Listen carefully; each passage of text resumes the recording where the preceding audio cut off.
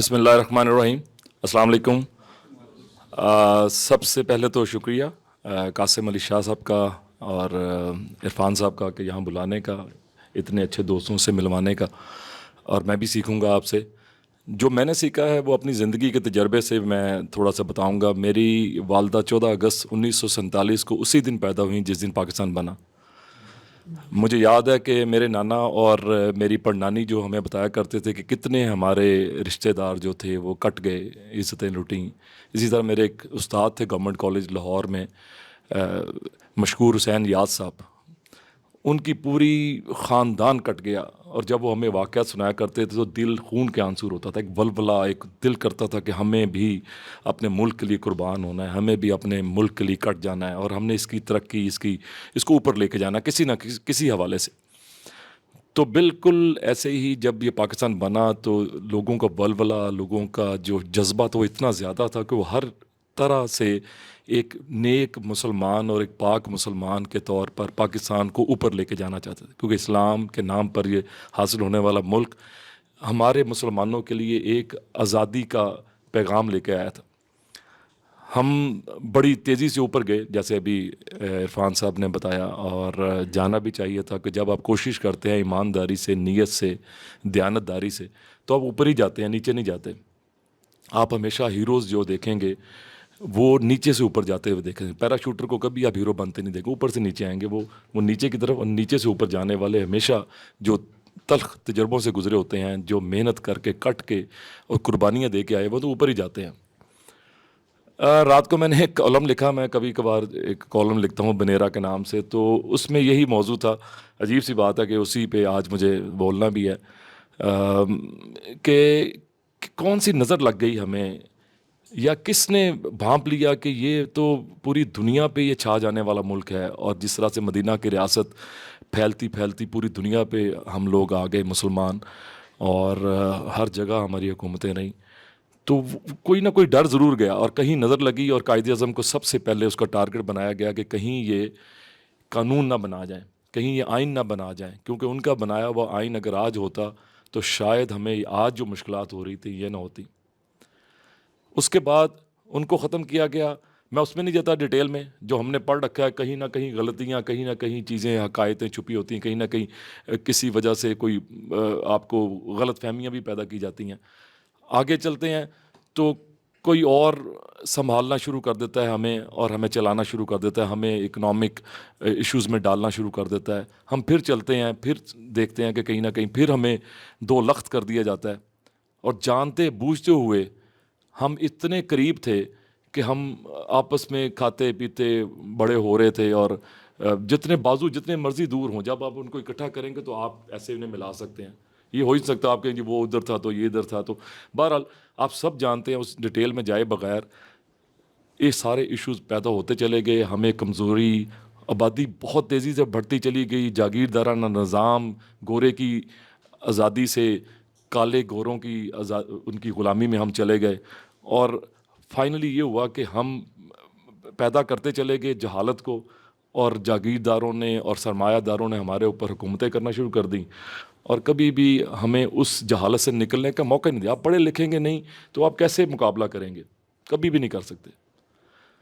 तो मैं बाकी भी मौका दूंगा, बीच में और सवालात भी लूँगा, लेकिन एक चीज़ जो अभी मैं समझता हूँ मेरे अपने बच्चों के ऊपर, मेरा बड़ा बेटा बैरिस्टर है, छोटा आर्किटेक्ट है, आप लोग जो सामने बच्चे बैठे हुए हैं, आपसे मुझे बड़ी उम्मीदें हैं। इसी जिस तरह इलामा इकबाल को थी, मुझे भी बहुत उम्मीदें हैं।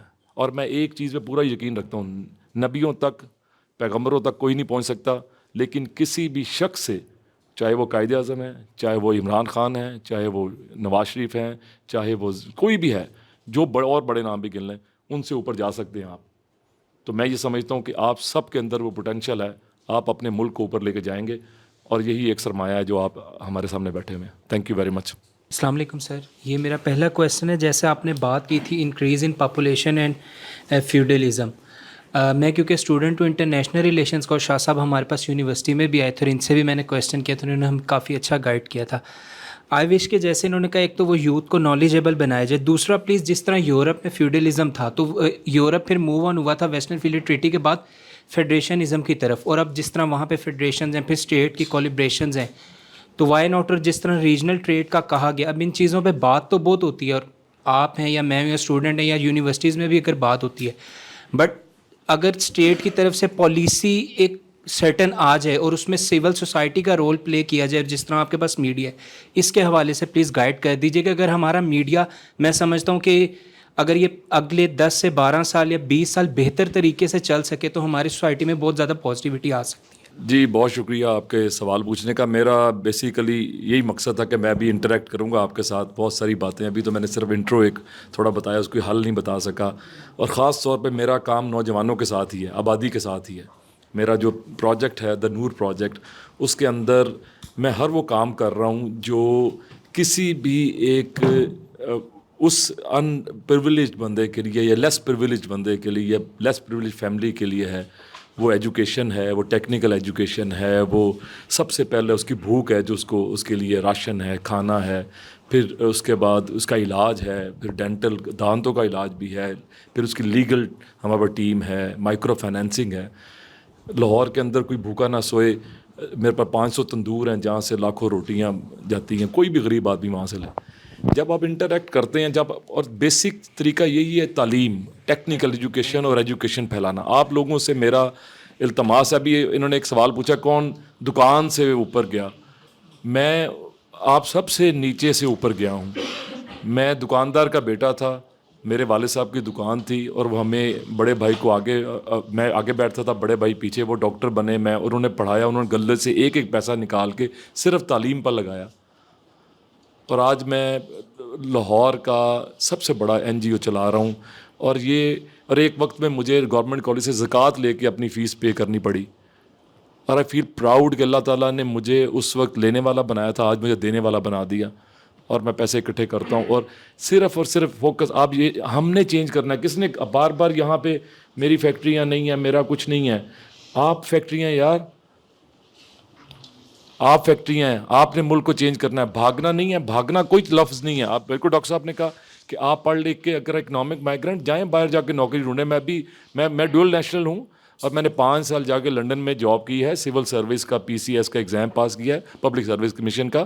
وہاں پہ 5 سال اسی ادارے میں جاب کی جہاں سے جاب دیتے ہیں, جاب سینٹر میں, ورک اینڈ پینشن ڈپارٹمنٹ میں. وہ جیلوں میں بھی جا کے ہم لوگ ان کو نوکریاں لے کے دیتے تھے. اور جب تک کسی کے پاس نوکری نہیں تھی, فلائی انفارچونیٹلی اسلامی فلائی ریاست نہیں بن سکے. وہ اسلامی فلائی ریاست وہ بنے ہوئے ہیں, اور ہم نہیں بن سکے. ہم جیسے لوگ, آپ جیسے لوگ جب یہ زکوٰۃ اور صدقات اور یہ نکالتے ہیں تو آپ, لیکن بہت پوٹینشیل ہے. میڈیا اس میں بہت بڑا رول ادا کر رہا ہے. شاہ صاحب کی فاؤنڈیشن بہت بڑا رول ادا کر رہی ہے, میرا ادارہ بہت بڑا رول, قوت اور اس طرح کے بڑے ادارے بہت بڑا رول ادا کر رہے ہیں. لیکن اینڈ آپ کے اوپر ہے کہ جبر کا موسم کب بدلے گا. ہم بدلیں گے تب بدلے گا. آپ نے بدلنا ہے, آپ نے ذہن سے سوچیں, کسی کے پیچھے لگنے کی ضرورت نہیں ہے. اپنے دماغ سے سوچیں. آپ جب اپنے ووٹ کا صحیح استعمال کرنا شروع کر دیں گے, تعلیم ٹیکنیکل ایجوکیشن بھی تعلیم ہے.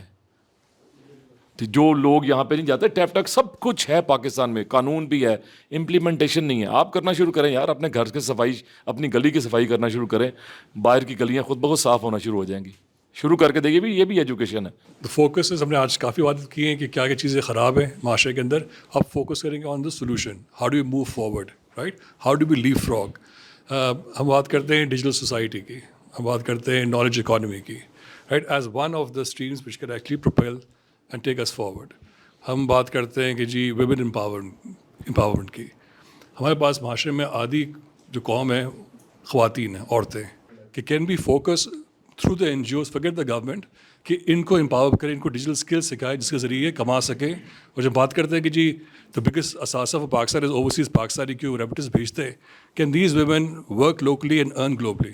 Thank you very much. میرے پاس اس وقت جو میں آپ کو بتانا بھول گیا, ایک آرفنیج ہے جس کے اندر میرے پاس 80 بیٹیاں ہیں.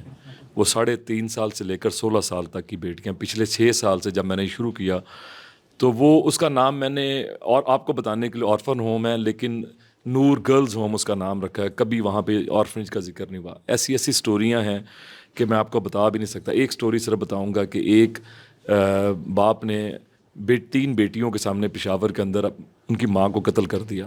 وہ تینوں بیٹیاں میرے پاس ہیں. اور ہر ایک کا ایک علیحدہ ایک المیہ اور ایک ڈائلیما اور پرابلمس کے اندر سے وہاں پہ آ رہی ہیں. ان کو ہم مطلب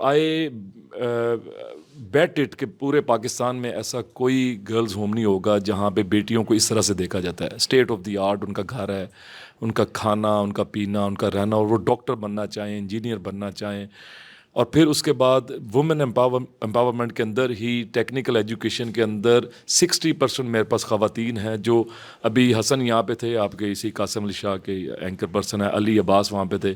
ہمارے پاس جو این جی او کے اندر 130 امپلائرز ہیں جس کے اندر امپلائی ہیں جس کے اندر 70% خواتین ہیں.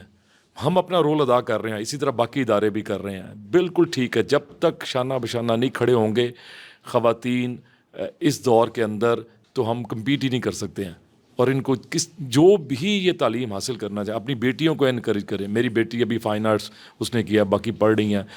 آپ بھی انکریج کریں, اپنی بیٹیوں کو جانے دیں, پڑھنے دیں, ان کی دیکھ بھال کریں. کیونکہ جس طرح بیٹوں کے لیے آپ سوچتے ہیں کہ وہ پوری تعلیم حاصل کریں, اس طرح بیٹیوں کے لیے بھی سوچیں کہ وہ ہر طرح کی تعلیم حاصل کر کے کم از کم ایک پڑھی لکھی ماں تو بنے. اگر وہ کام نہیں کر سکتی ہیں تو وہ بہت بڑا فائدہ ہوگا. Thank you.